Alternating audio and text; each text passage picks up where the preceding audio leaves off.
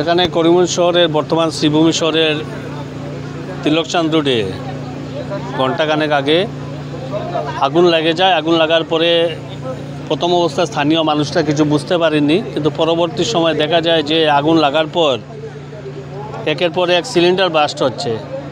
আর এই জন্য গোটা এলাকার মানুষ অনেক ভয় সঞ্চার হয়েছিল মানুষের মধ্যে। পরবর্তীতে সবাই এখানে এসছে, ফায়ার ব্রিগেডও এসছে, এলসিবির মানুষরাও এসছে। আর ভাগ্য ভালো, এখানে নিকটে একটা পুকুর আছে, পুকুর থেকে ফায়ার ব্রিগেড অনবরত জলের সাপ্লাই দিতে পারছে। আর ইতিমধ্যে আগুন কন্ট্রোলে এসেছে। এখানে স্থানীয় মানুষ যারা আছেন, মমন করে একজন ছিলেন, উনি নেই বর্তমানে। উনার গড়, রূপমের গড় এবং হীরক দাস বলে আরেকজন আছে, ওনাদের তিনজনের গড়েই আগুন লেগেছে।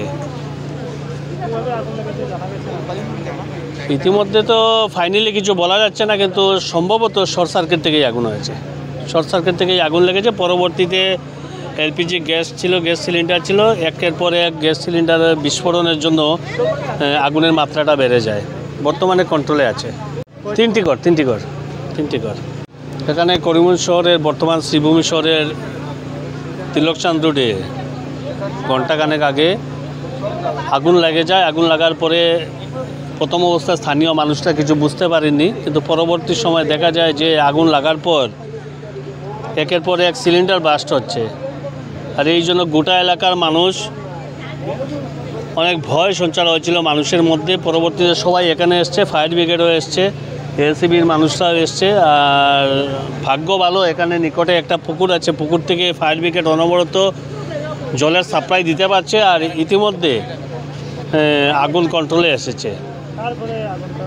এখানে স্থানীয় মানুষ যারা আছেন, মমন করে একজন ছিলেন, উনি নেই বর্তমানে। উনার গড়, রূপমের গড় এবং হীরক দাস বলে আরেকজন আছে, ওনাদের তিনজনের গড়েই আগুন লেগেছে।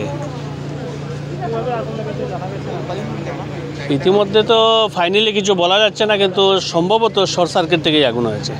শর্ট সার্কিট থেকেই আগুন লেগেছে। পরবর্তীতে এলপিজি গ্যাস ছিল, গ্যাস সিলিন্ডার ছিল, একের পর এক গ্যাস সিলিন্ডারের বিস্ফোরণের জন্য আগুনের মাত্রাটা বেড়ে যায়। বর্তমানে কন্ট্রোলে আছে। তিনটি ঘর।